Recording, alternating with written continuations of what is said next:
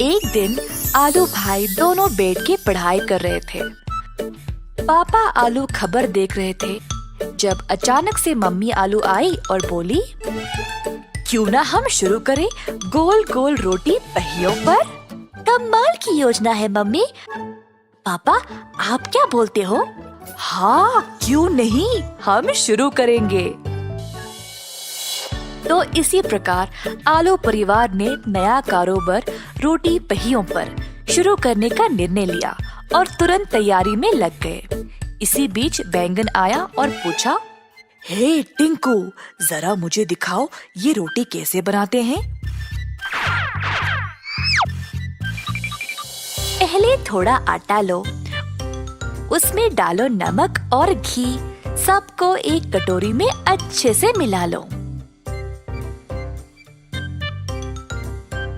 अब इसमें थोड़ा सा पानी डालो और जब तक ये मुलायम ना बन जाए इसको गूंदते रहना। हाँ, फिर इस गूंदे हुए आटे को बाजू में रखना तकरीबन 25 मिनट तक। अब इस आटा को 10 से 12 गोल गोल हिस्सों में बांट लो। अब बेलन से इनको इस तरह बेलना जब तक ये गोल पतला चक्र जैसे बन जाए। अब तवे को करो गरम और दोनों तरफ से रोटी को अच्छे से पकाओ।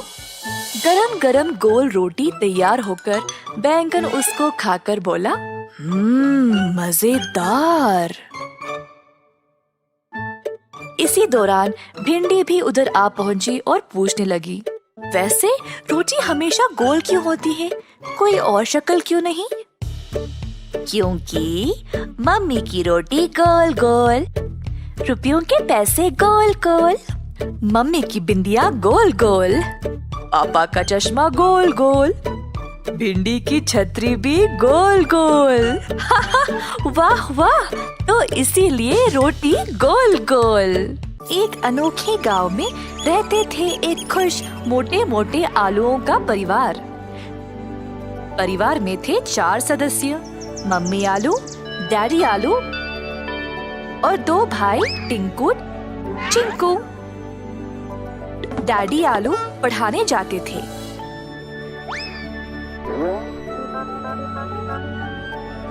और मम्मी आलू जड़ी बूटियों की दवाई बनाती थी।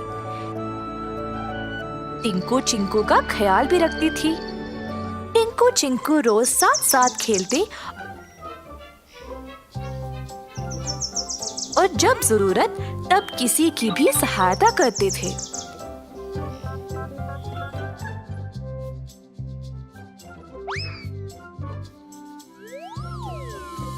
जब तक वे घर वापस आते देर हो जाती थी और मम्मी आलू चिंतित हो जाती।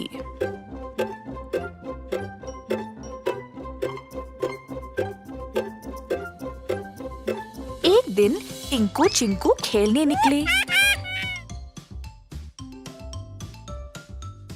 जल्दी थकावट की वजह से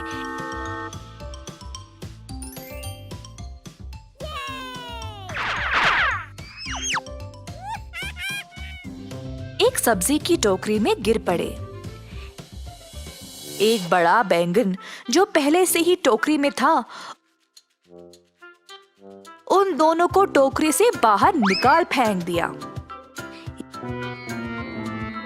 ये टोकरी केवल बैंगनों के लिए है, तुम्हारे लिए नहीं।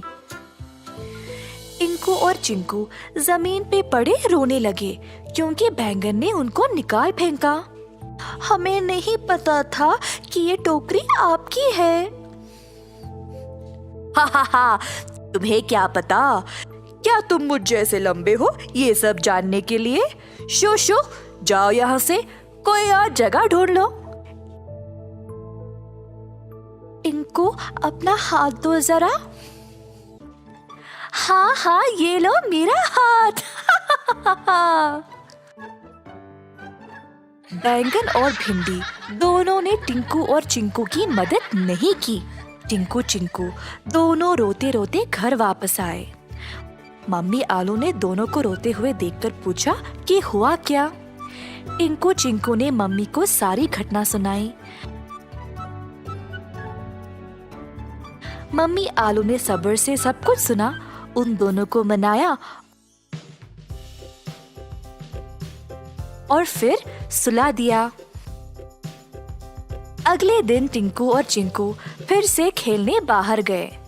वे देखना चाहते थे कि वो बैंगन उस टोकरी में अब था या नहीं। अंदर झांक के देखा तो टोकरी में कोई नहीं था, पर उनको किसी की रोने की आवाज सुनाई दी। टोकरी के पीछे देखा तो बैंगन वहां बैठे अकेला रो रहा था। बैंगन भाई, क्या हुआ? क्यों रो रहे हो? हम तुम्हारी सहायता करेंगे, बस बोलो कि क्या हुआ। मेरी भैया बीमार है और मुझे नहीं पता मैं क्या करूं, इसीलिए रो रहा हूँ। फिर दोनों आलुओं ने बैंगन के साथ उसके घर गए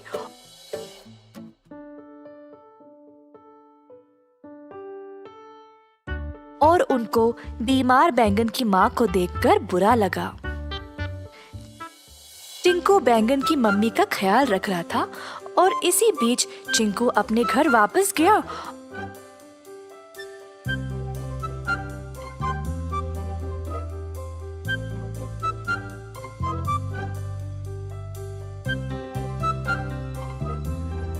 और उनके लिए एक उचित दवाई लाई।